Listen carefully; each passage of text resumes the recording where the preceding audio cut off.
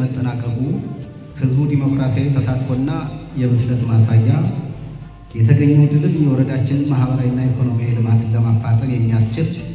የፖለቲካ ከፍታን የፈጠረ በመሆኑ የእነማይ ወረዳ ብልጽግና ፓርቲ ቅርንጫፍ ጽሕፈት ቤትና የወረዳችንን ህዝብ በመወከል ለተወካዮች ምክር ቤትና ለክልል ምክር ቤት የህዝባችን እንደራሴ ሆናችሁ ህዝብ ለመረጣችሁ ለተከበሩ ኮሚሽነር አስቻለ አላምሬ በቦታው ባይገኙም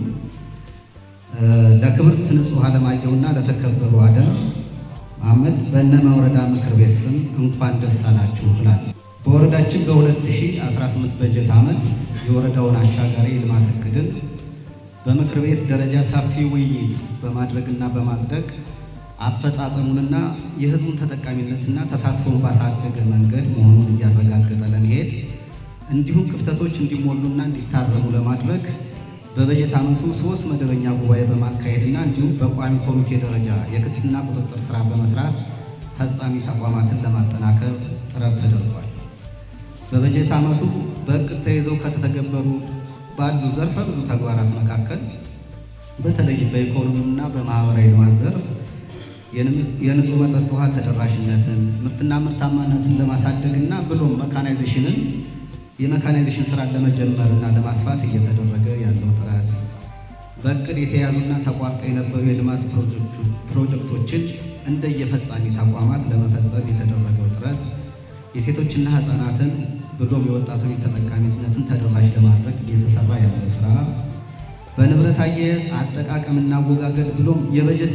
ክፍተትን ለመሙላት እየተደረገ ያለው ጥረት፣ ከወዲት ግኝትም አመላለስ አኳያ ያለው ጅማሮ እንቅስቃሴዎች ጥሩ ተግባራት የተሰሩበት እንደሆነ ማየት ይቻላል። በጤናው ዘርፍም በተመሳሳይ ማለት ነው። በተለይ በበጀት ዓመቱ የወረዳችን ሰላም ለማስከበር የወረዳችን የጸጥታ አካላት ከመከላከያ ሰራዊት ጋር በቅንጅት እየሰራ ያለው ስራ ከፍተኛ ክብር የሚሰጠው ተግባር በመሆኑ ተጠናክሮ ሊቀጥል ይገባል። በዛሬው የምክር ቤት ጉባኤ የምንመክርበት አጀንዳ የበጀት ዓመቱን ያሻገረ የልማት እቅድ አፈጻጸም ሪፖርት ማዳመጥ ሲሆን የተከበራችሁ የምክር ቤት አባላት በጉባኤው የሰላ ውይይት እንደምታደርጉ እየተማመንኩ በአማራ ክልል ምክር ቤት የአባላቱ መተዳደሪያና ስነ ምግባር መመሪያ መሰረት ምልዓተ ጉባኤው የተሟላ በመሆኑ ጉባኤው ተከፍቷል።